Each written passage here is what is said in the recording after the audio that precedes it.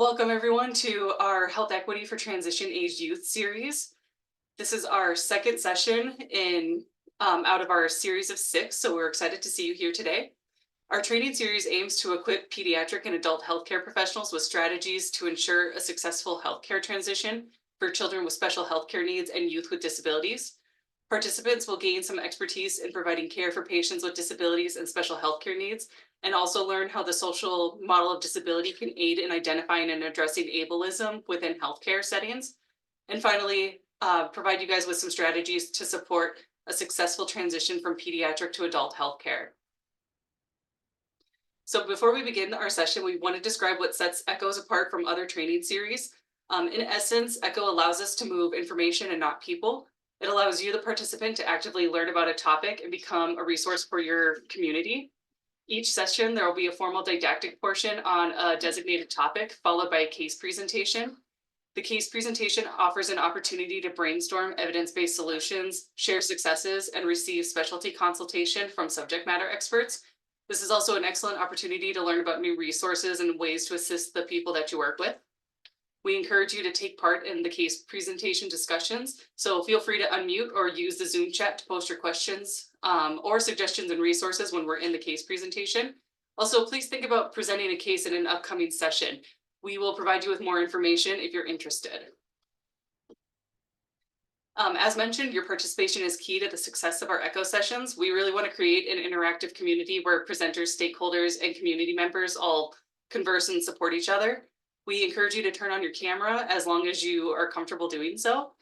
We also appreciate when people ask questions, so feel free to ask them after the didactic session and provide feedback for the case. These case narratives are the best way to solidify skills learned in the didactics and receive direct advice. Like I said, please feel free to upload your questions to the Zoom chat.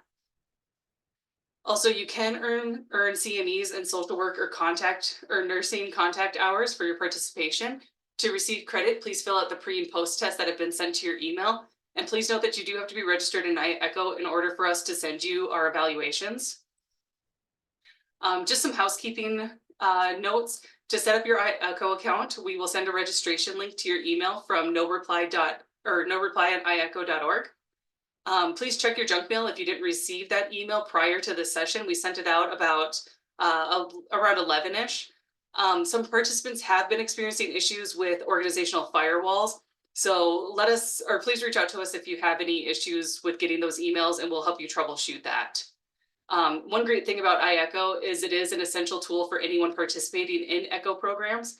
It allows you to access all the content covered in the series, as well as find other ECHO networks throughout the globe, which often offer CEUs and CMEs as well.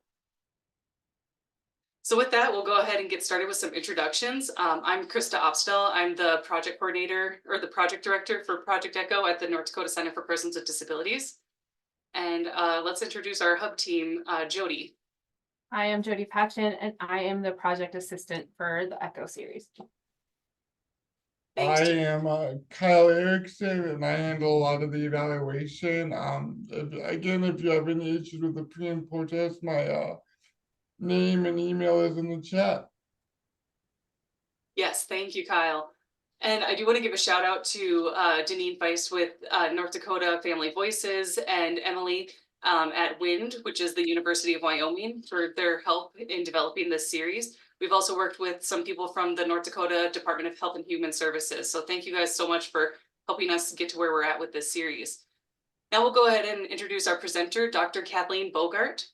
Dr. Bogart is an associate professor of psychology and the director of Disability and Social Interaction Lab at Oregon State University. She is a social health psychologist specializing in disability, ableism, and rare disorders such as facial paralysis. Dr. Bogart received her first annual Social Personality and Health Network Diversity and Research Award and was named OSU's Honors College Eminent Mentor in 2002. Passionate about building disability community, she is the co-founder of the Disability Advocacy and Research Network for psychologists who have and/or specialize in disability, and she's a faculty advisor for OSU's Disabled Students Union. So please help me welcome Dr. Kathleen Bogart.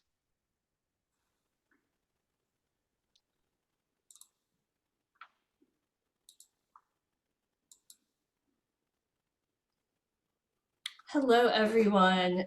It's lovely to be here. Could I get a thumbs up if you can see the screen that I'm sharing? Looks good. All right, great. Well, I am coming to you from gray and rainy Oregon today. But, with the magic of Project Echo and Zoom, we're able to really share resources this way. So I do have a disclosure to make, which is I have served as a speaking consultant for Sanofi. And today our learning objectives will be to define ableism and recognize common stereotypes about people with disabilities, to identify barriers that can affect healthcare access and mental health, and to apply strategies to support the psychosocial needs of people with disabilities. So I always like to start by talking about what brought me to the space where I am today. I have been interested in disability and psychology ever since I was born, because I was born with a rare disorder called Mobius syndrome. And this condition involves facial paralysis. So ever since I was born, I was very interested in communication and social interaction and difference. And these interests led me to connect with rare disease communities, with the Mobius syndrome community, and then more broadly with the disability community.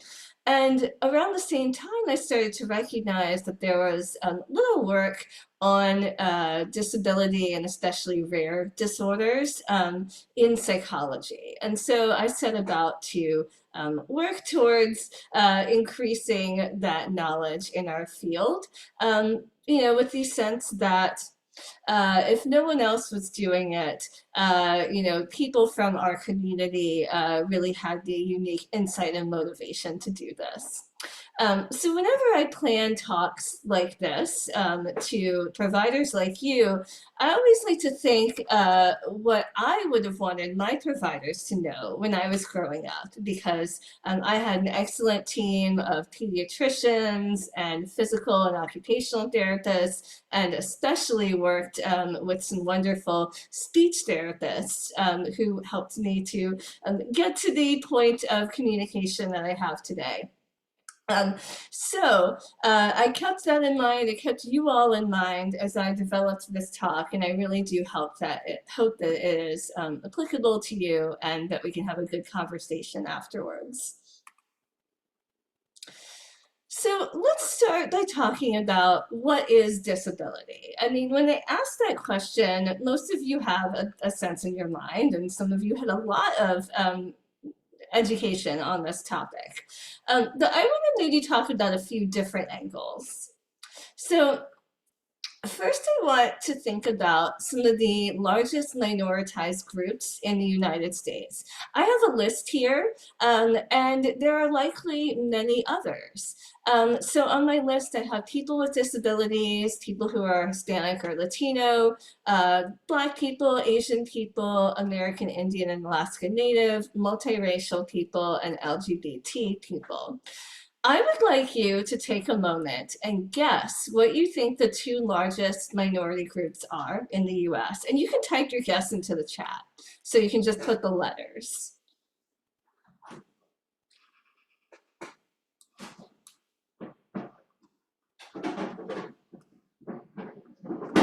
So don't be shy, go ahead and put your guesses into the chat.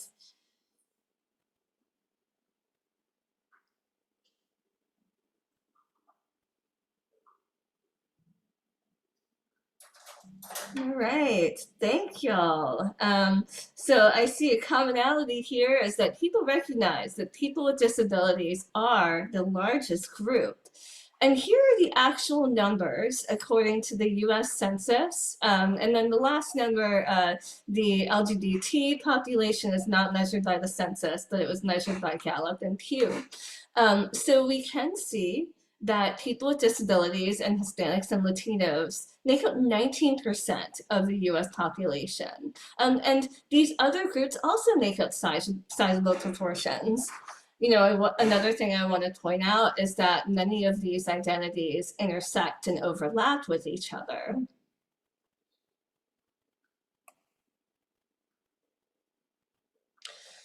So even though disability is arguably one of the largest minorities in our country, it's often forgotten when we talk about, say, diversity, equity, and inclusion issues.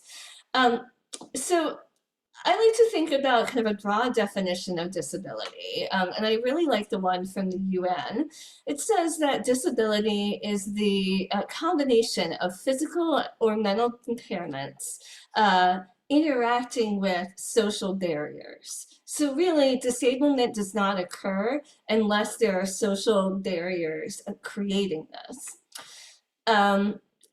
As I mentioned before, disability can intersect with all other identities, and in fact is more likely to intersect with other minoritized identities than people without disabilities. It's also interesting because it's perhaps the only identity that you can be born into or that you can join at any time in your life. So here is just a list of types of disabilities, and there are many ways to divide this list, and this is not a complete list by any means, but I find it useful to think about these types because we can think about how some disabilities are more often recognized than others. So when we think about disability, often the first thing that comes to mind is a wheelchair user, and that is literally the symbol that we use for disability on our bathroom doors, on our parking spots, right? Sometimes if people think a little bit longer, they'll think about sensory disabilities like blindness and deafness and intellectual disability. And then I find that the general public is less aware of and less likely to recognize some of the other disabilities on this list. I call them less stereotypical disabilities. So those include cognitive, learning, and neurodivergence disabilities, chronic health disabilities. Many of these are disabilities that are invisible. And in fact, the majority of people with disabilities have invisible conditions. And then we also have conditions like craniofacial or facial differences like mine, which are visible but sometimes kind of forgotten when we think about disability as a whole. Okay, so now that we've thought about kind of a few angles of disability, I want to spend a bit of time thinking about the language that we use to talk about disability. So I want to have a disclaimer here that is disability language can feel tricky and it is constantly evolving and changing. And I also want to recognize that a lot of times people are afraid of saying the wrong thing, and so avoid talking about disability at all or avoiding using those words. And I want to really create a safe space here for us to think about these issues and to practice and try things out, right? Because we won't feel comfortable and we won't get it right until, honestly, we try and fail and then try again, right? So what comes to mind when you hear this? And you can type your responses in the chat. Zoe suffers from spina bifida.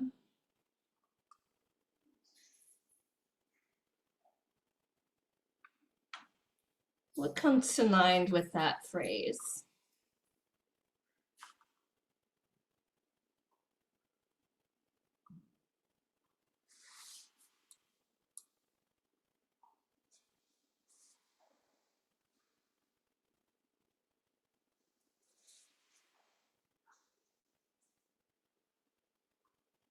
Okay, so I've got a lot of different responses here. Some people are envisioning wheelchair use. We also hear, let's see, one person has pointed out that this language is emphasizing that Zoe is suffering, and maybe kind of sends a victim mentality. Yeah, not a great word to use, suffering. Okay, so let's go to the next example. What comes to mind with this? Marcus is wheelchair bound. What about that language? What do you think?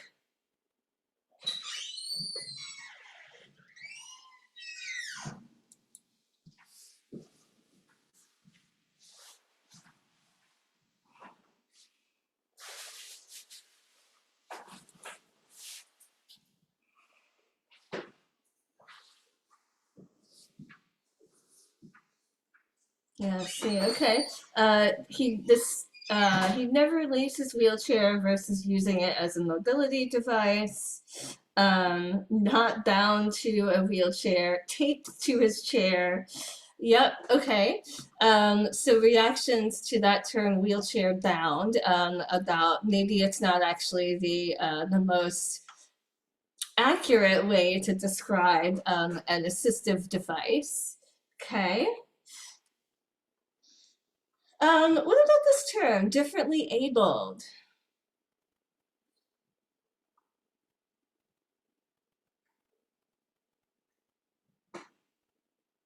How do you feel about this term?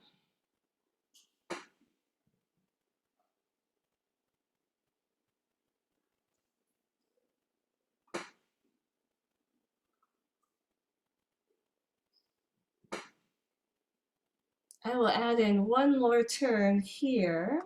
Let's see. Oops. I lost control of my slides. Here we go. Okay, so Paula says this is too cutesy and everyone has disabilities. And Erin says, I like this. My daughter is deaf, hard of hearing. She uses hearing aids and knows ASL. It's hard for me to use the word disabled. Okay. And then what about this term, special needs? This is one we hear a lot in our spaces that we work in.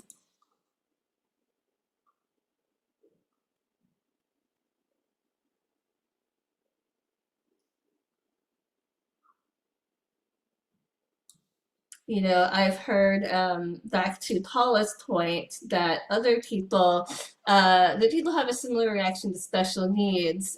Whose needs are special? Everyone has needs. Let's see.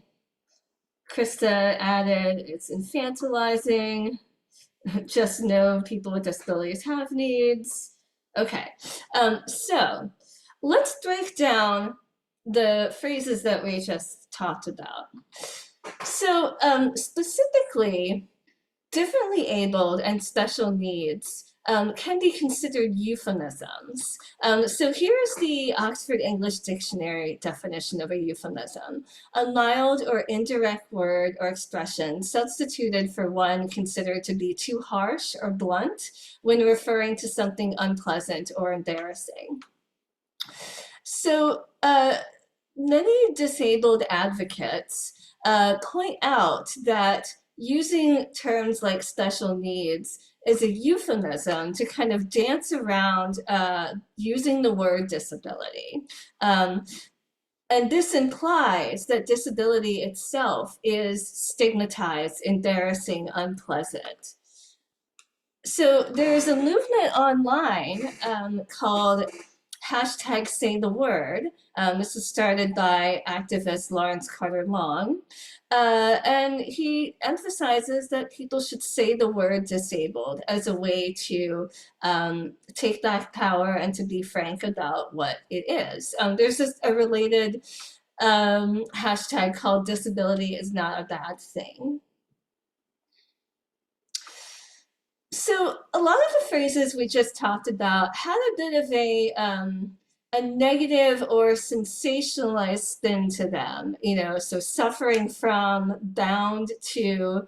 There are movements when talking about disability to avoid emotionally laden language and in fact use neutral, matter-of-fact language instead. So for example, instead of saying Zoe suffers from spina bifida, one might say Zoe has spina bifida, right? Instead of saying Marcus is wheelchair bound, one might say Marcus uses a wheelchair, right? And now you also may have heard about person first language. So this involves, saying something like Zoe is a person with spina bifida. And the idea behind this language is that it describes what a person has, not what a person is. Now, I also want to share, though, that there is a growing movement in some disability communities to use identity-first language. And this actually sounds like the opposite of person-first language. So this is where someone would say, I'm a deaf person, I'm an autistic person. And I will say that these are two interesting and kind of different camps. And it's hard to kind of know what someone's preferred language is until you talk with them about it. So, people always ask me, what should I say? What type of language should I use? Well, the number one advice is to ask the person what they use and take a cue from them. But sometimes that's not always possible. Sometimes you're talking about a group of people, or you're not able to ask the person about their preferences. So in these cases, I recommend either, following the American Psychological Association guidelines, which include either defaulting to person first or switching back and forth between person first and identity first. And you'll hear that I do that in my own talk here today, that I use both types of language. Okay. So now I want to switch over to talking about the psychology of bias. So I want to introduce the term ableism. So ableism, like other isms such as racism and sexism, involves bias. We can define ableism as stereotyping, prejudice, discrimination, and social oppression toward people with disabilities. And I'm a social psychologist, so I want to tell you about some of the specific terms that we use in psychology. I often find that the general public uses these terms kind of interchangeably, but they have specific meanings in psychology. So stereotyping involves beliefs that certain attributes are characteristic of members of particular groups. Prejudice involves negative emotions about members of a particular group. And discrimination is behavior that is acting on stereotypes or prejudice. So, for example, this might include bullying or refusing to hire someone with a disability. And all of these types of biases can be conscious or explicit, or they can be unconscious and implicit, where we're not even aware that we have them. I want to talk about two related concepts that can affect us as providers. So there is a concept called disability spread. It involves believing a disability kind of affects more than it does. So some common examples of this are, you learn that someone is blind and then speak louder to that person as if they also are hard of hearing, which of course does not make sense. Marlee Maitland, the Oscar award-winning deaf actress, has a wild story about a time that she was on an airplane and flight attendants recognized that she was using sign language and so handed her a Braille menu. She doesn't know how to use Braille, not helpful, right? Another common type of disability spread involves assuming a person with a facial difference like mine has an intellectual disability as well.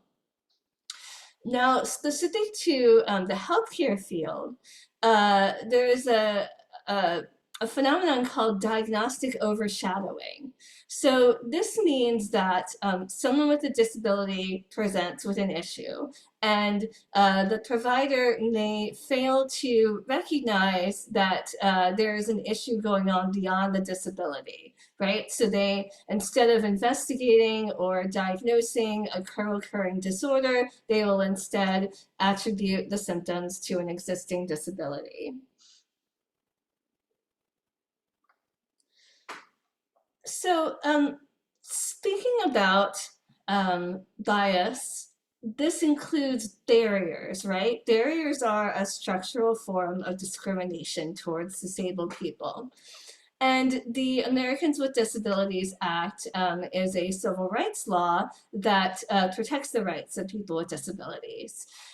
So when I think about the healthcare space, I like to highlight in particular that the ADA requires all sorts of accessible structures, right? So people should have accessible parking, accessible paths of travel and hallways, waiting areas, exam rooms, doors, medical equipment, bathrooms, right? And then also the more social aspects of healthcare, including communication, right?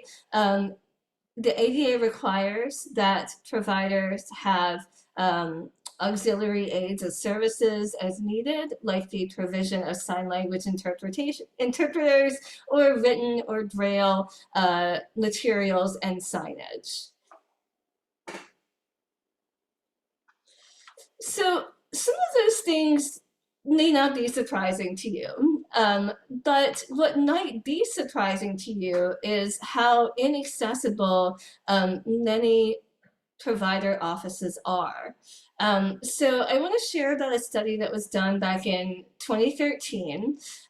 In this study, researchers called 256 specialist offices across America, and they attempted to make an appointment for a fictional patient.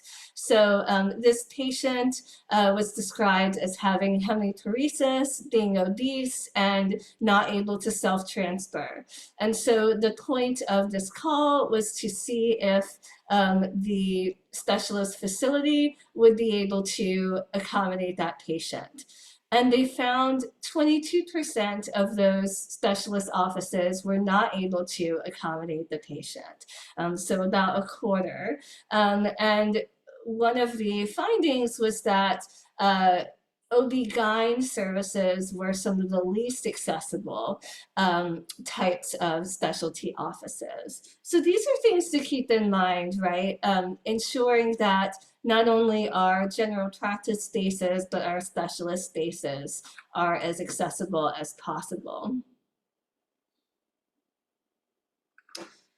So I want to switch gears a bit and talk about some work that I do in the rare disorder space. Rare disorders are also disabilities, and they experience some kind of particular challenges. So what is a rare disease or disorder?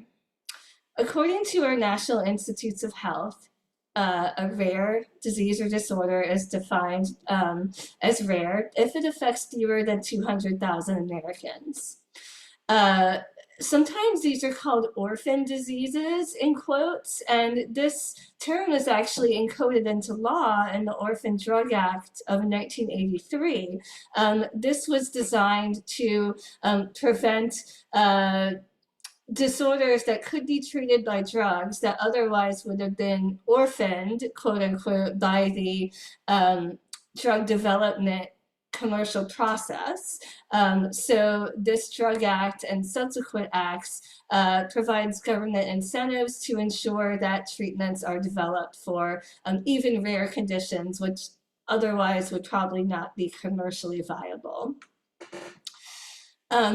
So there are more than 7,000 different rare disorders, but there are some commonalities across them. Most are chronic, involve multi-system dysfunction, and require complex care from multiple specialists.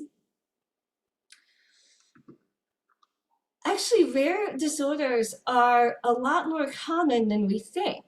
By that definition, 1 in 10 Americans has a rare disease. And there are more Americans who live with a rare disease than all of those who have either HIV, heart disease, or stroke. Yet, only 5% of rare diseases have FDA-approved treatments. So, coming from a psychological point of view, our research has found that although there are, thousands of different complex biological pathways in the rare disease space, there are some really similar psychosocial experiences that most people with rare disorders are having. So some of the universals include the need for specialized support. So we see that 2/3 of people with rare disorders feel that they do not get sufficient informational, social, and psychological support through the healthcare system. We also see isolation. So here's a quote from one of our studies. This person said, "I want to feel that I'm not the only one struggling with the obstacles I face." And then finally, stigma is a big factor.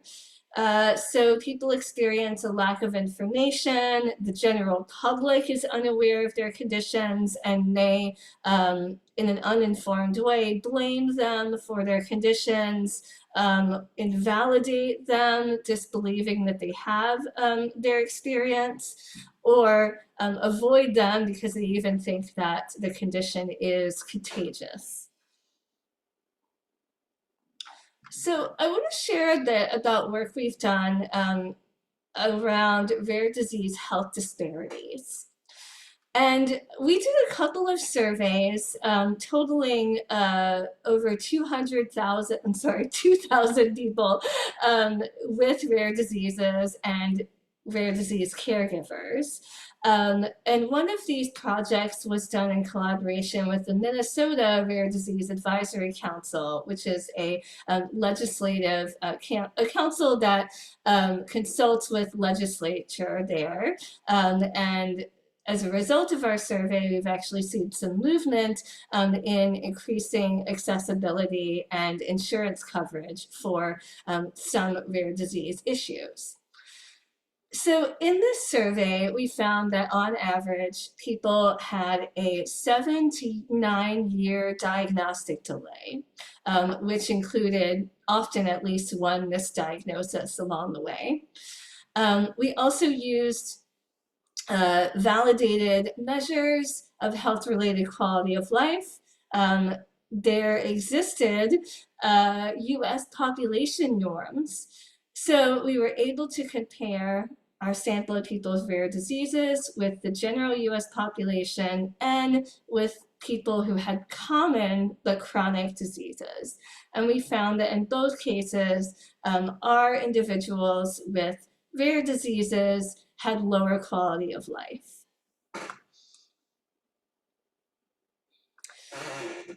I want to turn to a crucial area that can help people with rare disorders and people with any sort of disability who is experiencing psychosocial issues or stigma, and that is social support. So in psychology, we divide social support into 4 categories. So the first category is companionship. So this is characterized by feeling like you are part of a group and that you belong. You have people to spend time with and enjoy yourself with. Emotional support involves feeling understood and validated. Informational support involves receiving useful knowledge, say about your disorder or how to treat it. And then tangible support involves help with tasks like activities of daily living or financial assistance.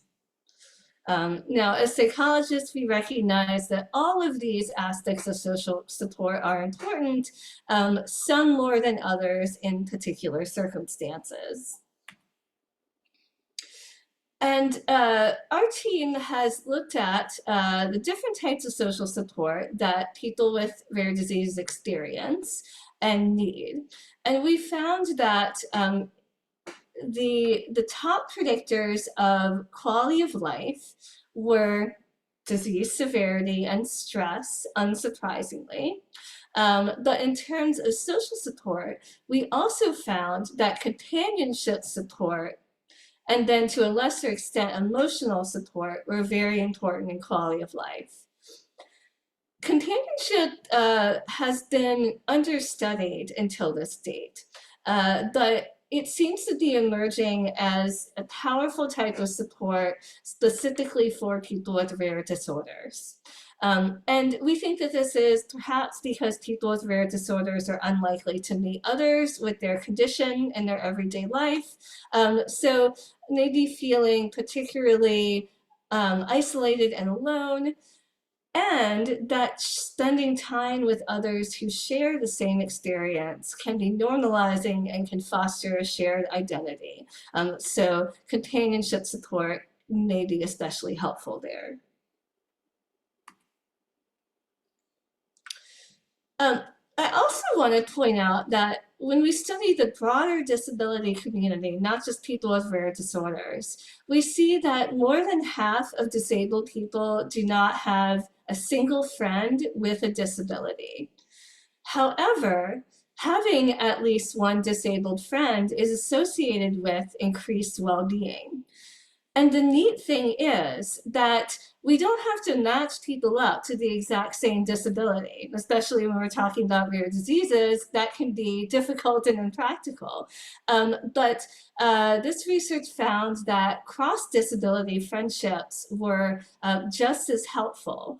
And the idea here is that people are bonding not over specific medical experiences or biological problems, but rather they're bonding over the social experience of being in the world with a disability and also maybe supporting each other through experiences of ableism. So with this in mind, with the importance of social support, I want to share a project that I did with an organization for people with the Mobius syndrome. So this is capitalizing on the trend that many rare disorder organizations have a support conference, sometimes every year, every few years, as an opportunity for people with these rare conditions to come together and meet each other, often for the first time. So we focused on this particular Mobius syndrome conference, but many organizations offer conferences like this.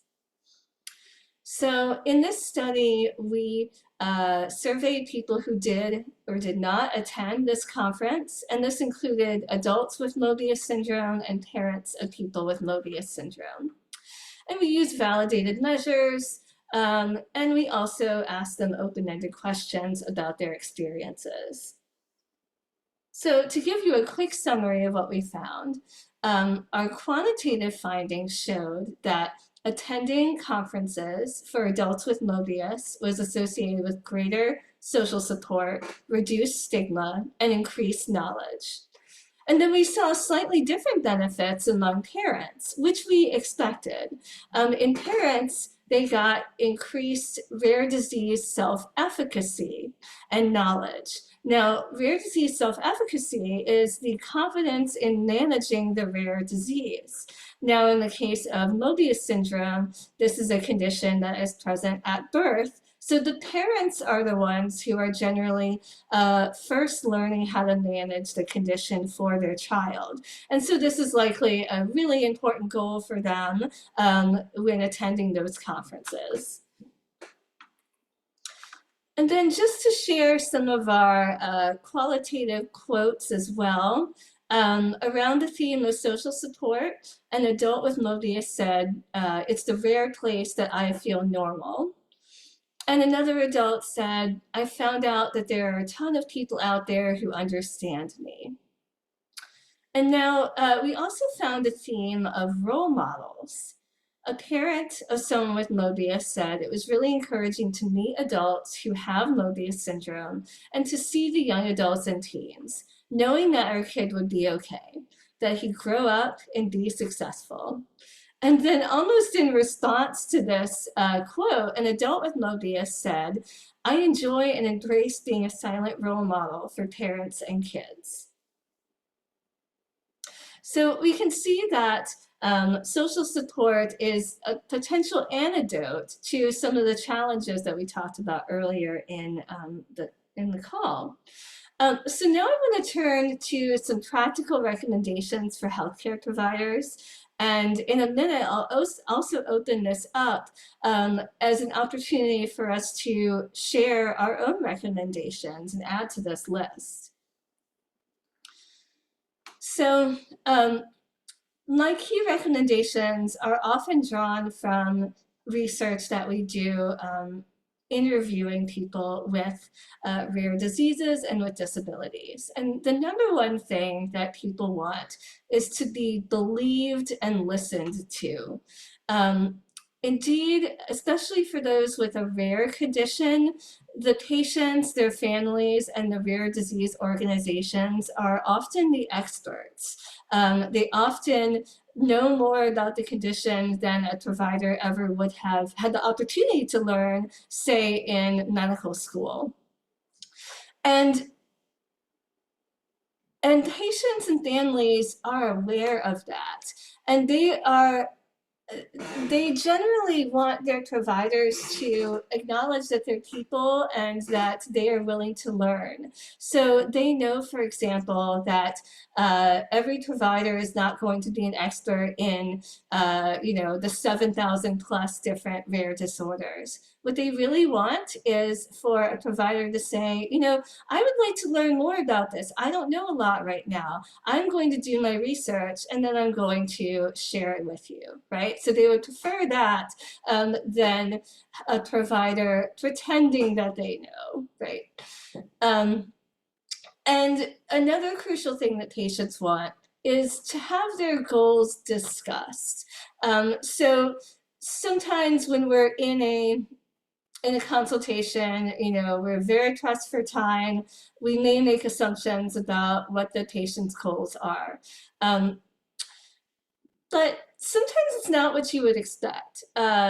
A prominent disability advocate that I follow is often saying that her goal as a wheelchair user was not to have her disability fixed or to walk, but her goal was to simply be more comfortable in the wheelchair that she was in and have assistance in developing strategies to navigate her world, right? So she felt that her early life was spent in this kind of frustrating set of circumstances where she was constantly forced to try to walk rather than developing other skills, which made her feel and her family feel like a failure, right? So checking in with what reasonable goals are and working towards those in a patient-centered way is super important.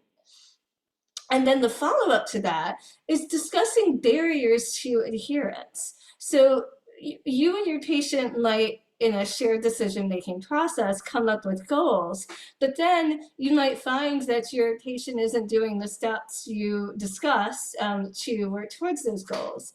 Well, sometimes there are very big barriers to the patients doing those steps that you might not even be aware of. So it's really important to talk about the practicalities of, are you able to access this medication? Are you able to read the prescription bottle if you are blind or low vision? Are you able to access your physical therapy at a time where it is convenient for you? So it's often not that people don't want to adhere, it's that there are things in the way of adherence. I also really want to put a plug in for screening and providing support for psychosocial issues. One thing that we find over and over again is that our participants with rare diseases and disabilities are not having their psychological issues met, and they're not even being screened for them. I do want to add, though, that if you are working with someone who has a rare disorder and you're maybe on a path to understanding their condition and developing treatments, you want to make clear that you believe them, right? And you are looking into physical symptoms as well. But you can share, we know this is a long process. We know it can be frustrating to be on this treatment journey. We would like to get you some psychosocial support to help you manage your stress along the way, right? And you'll need to prepare to be an advocate, especially if you're working with someone who has a rare disorder, or really anyone who has a disability and who is working through their transition from childhood to adulthood. This is a time when a lot of people fall through the cracks. Insurers may especially not be aware of rare disorders, so these often involve multiple letters, really spelling out what is needed. Schools are often in the same situation. When children transition from the elementary and high school system into colleges, this is the first time that they'll have a different education system at play. They may have had IEPs that were set up through the public school system, but once someone enters college, there is no IEP. It is the student's responsibility to set up their accommodations if needed. And so this might be their first time doing this. Including them in conversations about their disability and accommodations early on is crucial to help them become their own advocates later. And probably unsurprisingly, I really emphasize connecting patients with resources. So it can be expensive to have a disability, and especially a rare condition. And they're always craving information. And connecting people with support organizations, either for a specific condition or for, say, rare diseases as a whole. One great organization that's an umbrella rare disease group is the National Organization for Rare Disorders, NORD. Another one is Global Genes. These orgs can help people get connected and develop those cross-disability relationships. And then finally, when we think about children who will eventually transition into adulthood, we really want to be sure that we prepare them and their families to be advocates. So the child and the caregiver are going to be asked questions by the general public, by educators, by kids, and so it can be useful to talk through what you might say in different circumstances. And as I mentioned before, kids are eventually going to be responsible for advocating for their own education, healthcare, and employment. So including them in conversations as early as possible is very important to give them practice and to model how to be a good advocate. So I want to thank you all for your attention here, and I want to open up our conversation first to additional recommendations that you would like to add to that list. What comes to mind for you that you think has been helpful for you or might be helpful for other providers in this call?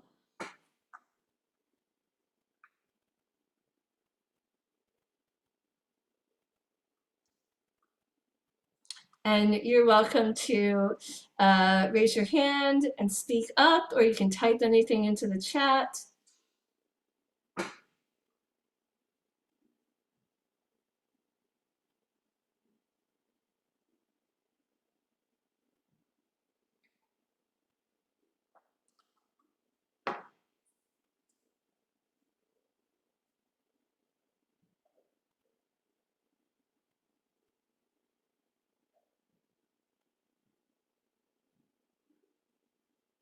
Well, I'll leave that open in case anyone thinks of anything. And now I'll open it up to general questions and reflections based on this call. And I see Krista already has a question in the chat, so I'll go ahead and answer that. So Krista says, the disability provider field often pushes integration and having friends without disabilities. I'm curious if there has been a paradigm shift in those thoughts.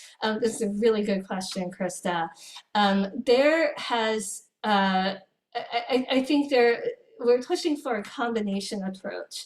Integration is important, and we want students to be in inclusive classrooms, for example, as much as possible. But we also want to connect people with disabilities with each other, right? So ideally they would have a combination of friends who do and don't have disabilities. One thing I saw kind of in earlier generations was that there was so much stigma involved with having a disability and trying to be as normal as possible, that there is actually a stigma and a pressure to not associate with other people with disabilities. And of course, this could perpetuate and increase self-stigma, feeling ashamed of your own disability. So I think there's a really nice balance that can be struck where people feel comfortable being with others with disabilities and embracing that part of their identity, while also being integrated with the broader community.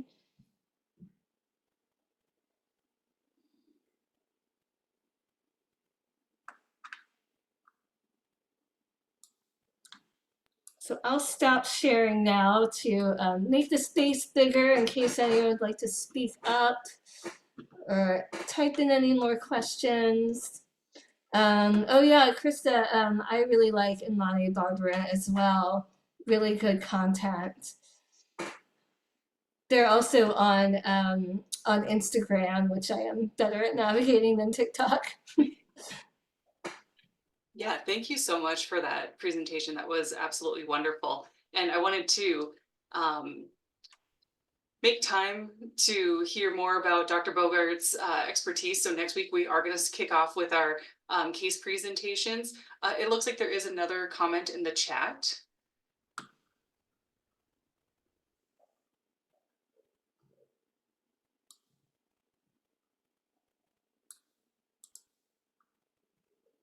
Okay, I'm going to read this because this is profound.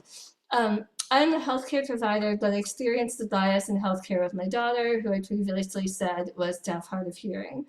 When we asked about ASL resources with our ENT and also the audiology office, we were told she did not need ASL. Eventually, we found services in the community for ASL. I wish the medical community understood more the importance of identity, which for us was facilitated in learning ASL.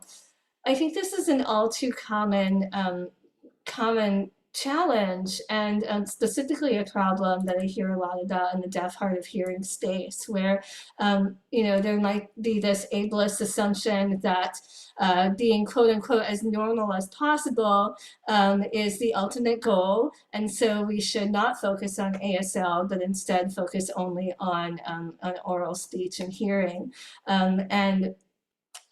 And as Erin is suggesting, ASL can be such a powerful tool in communication and really identifying culture and then creating identity.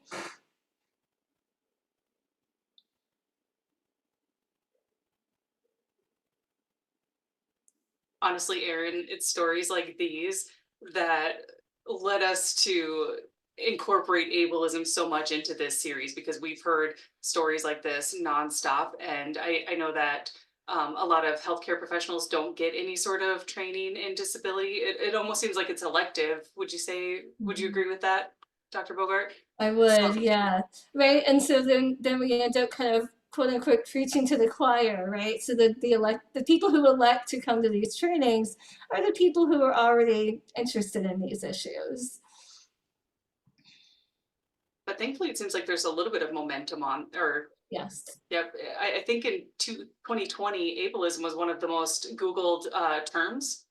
which was really interesting. I remember hearing Alice Wong talk about that in one of her podcasts. So there's hope. Oh, yeah, that's really cool. I hadn't heard that. Yeah, actually, in our additional resources, I can include her podcast interview that she had done with one group, and I took so much away from that. So if you guys are interested, we can add that in there, and you can learn a little bit more about Alice Wong's work because she's a pretty prominent disability activist. Going back to your early on in your presentation, I thought it was really interesting when we were talking about people first language and how a lot of people associated the term suffering with whatever condition with pain. I've heard from other people that when they go to their doctor and they have a disability and they complain about pain, they're like labeled as a drug seeker and like they're not actually taken seriously. I don't know if you have any thoughts or comments on that. Yeah, that is definitely something that I've heard as well. And it's even more likely to occur if the disability is invisible, right? Because then it's kind of harder to believe, out of sight, out of mind. And so people with invisible disabilities are often really struggling to be validated by their providers and to have their pain recognized and managed. I think that this also happens for people with visible conditions as well. And, you know, I really I teach health psychology, and I was really excited that about 20 years ago, they included pain as a fifth vital sign, right? So pain is such an important thing for us to be aware of as providers.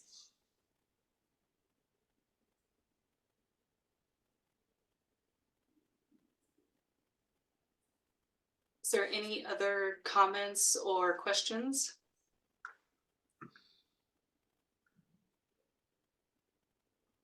Well, thank you so much, Dr. Bogart. That was a fabulous presentation. And thank you for everyone who weighed in and participated in the chat. That's really, really great. We hope that we can see you at our next presentation next week. And this is on transition to adulthood and disability, equity in public health. And it's a life course perspective by Mallory Sear. And we're really excited to have her as well. So thank you guys so much. And Kyle will be sending out the evaluations for this session. Please feel free to reach out to him if you don't get that. And hope you guys have a great rest of your week. And thank you again, Dr. Bogart. That was fabulous. Thanks so much for having me. Have a good weekend, everyone. Bye, everyone.